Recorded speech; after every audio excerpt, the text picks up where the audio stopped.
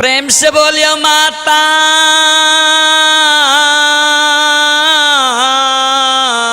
भगवते महाराज के जय। हे मैया सरस्वती बिनवत है करजोर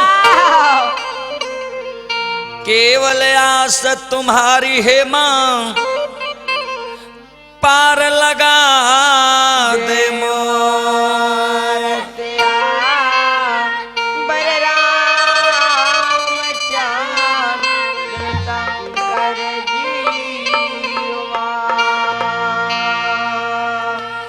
बंदन करु कर जोर के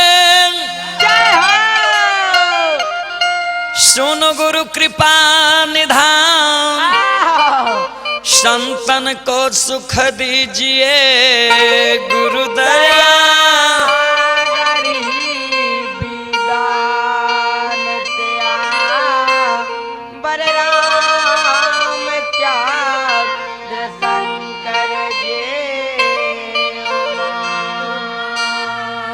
ए गुरु तेरे दरस बिना गुरु सुखे सकल शरीर नयन अभागिन नाही सुखे गुरु झर झर।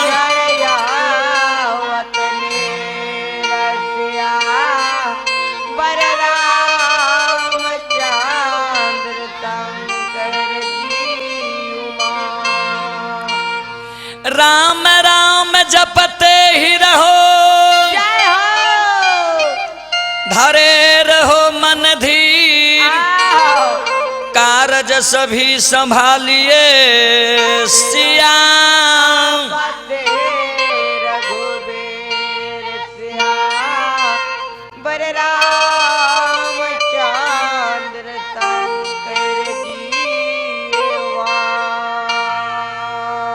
मैं रुदल पजियार जय श्री कैसेट कंपनी प्रस्तुत करता प्रकाश झा के माध्यम से संत बाबा कारू लोक गाथा भागवत सुनाने के लिए आप सबों के बीच यह कैसेट भेज रहा हूँ। आप लोग जरूर इस पावन पवित्र संत बाबा कारू खिरहरी लोक गाथा भागवत को खरीद कर सुनने की प्रयास करेंगे। हमारे गुरु है श्री सूर्य नारायण पजियार, सहयोगी अशोक जी, कन्हैया जी, शिवधीन कुमार, धर्मवीर कुमार, पंकज कुमार प्रेमी। आइए सबसे पहले एक माँ भगवती की झूमर।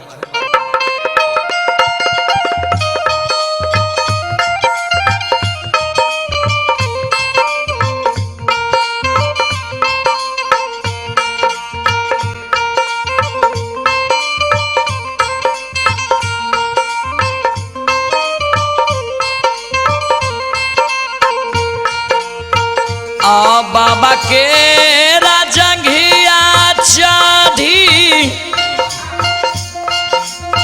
बैसल धिया धन से राय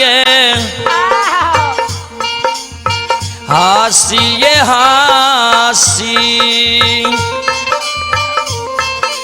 धिया है बाबा से हाले छे जबा बाये हासिए हासी।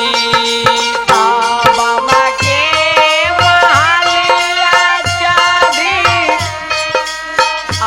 बाबा के महालिया चाधी बैसल दिया धन से राते हासिए हासना दिया ये बाबा से हालत जबा बाते हासिना आ बारहा बरिस बाबा हो तोरे गोद में खेला लिया हो कहियो न गेलियै बाबा हो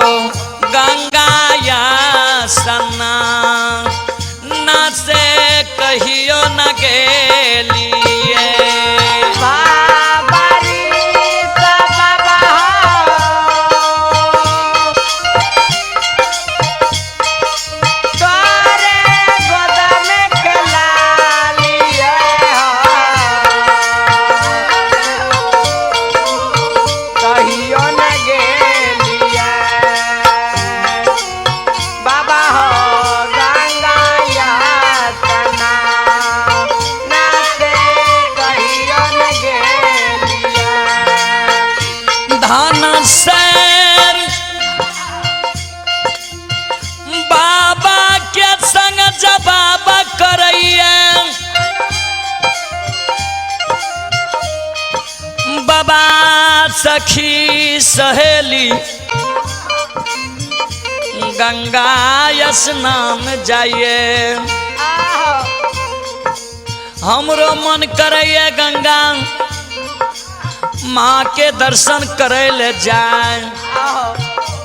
सरकार श्रोता भगवान धनसेर बाबा के संग जवाब क्या रहे कि बाबा आ सखिया सहेली बाबा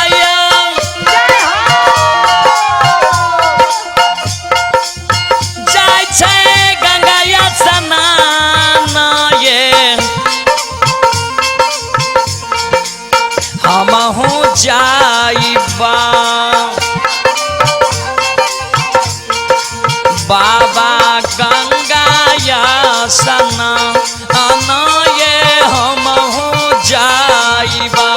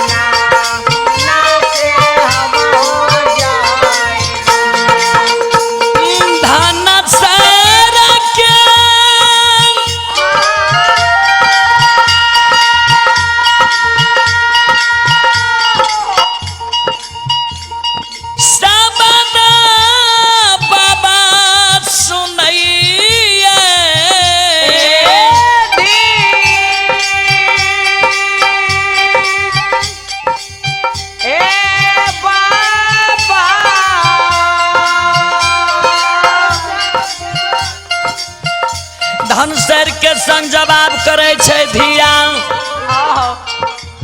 ए बेटी गंगा स्नान नहीं जाओ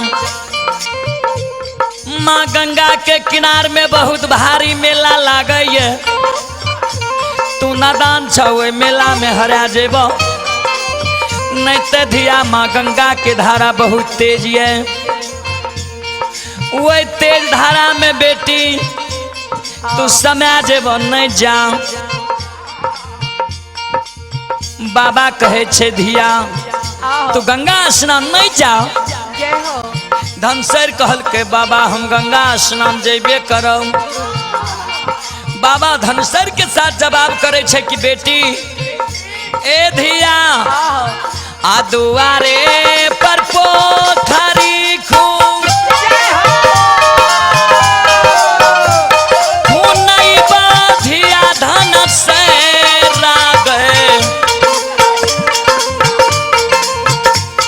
मोरहाइए गई देवो धिया गए पोखरी के चारों पाए मोरहाइए देवो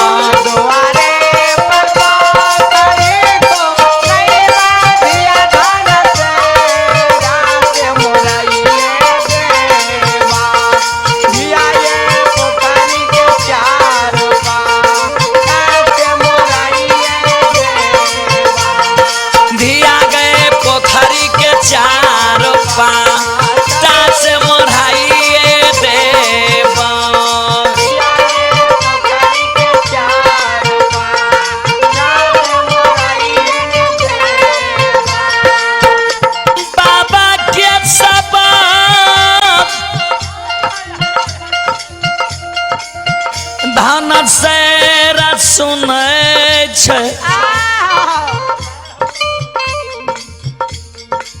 धनसेर कहल के बाबा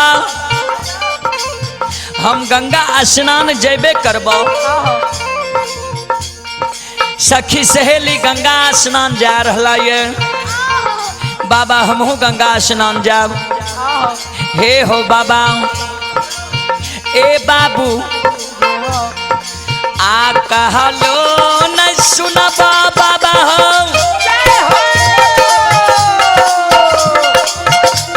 आबारा चल नहीं मानबा हो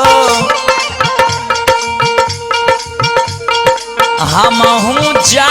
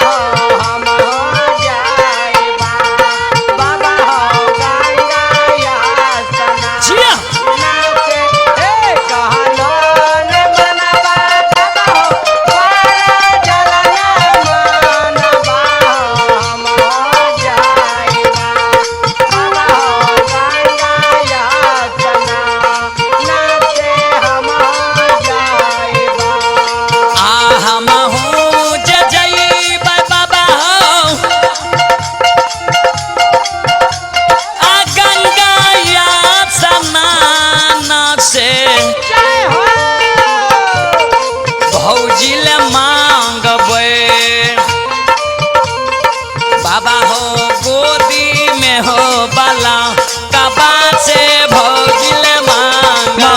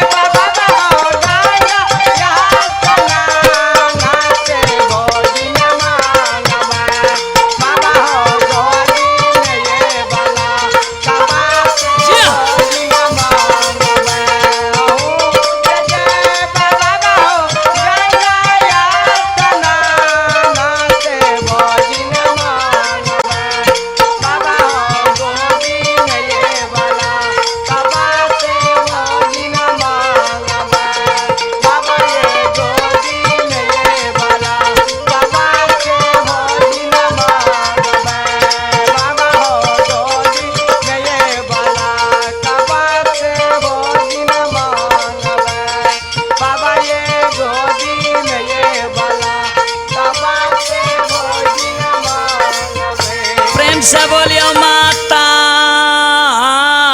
भगवते महारानी के जय। मिथिला में विख्यात है विख्यात महपुरा शुभग्राम कारू जन्म के कारण जपते हैं सबना।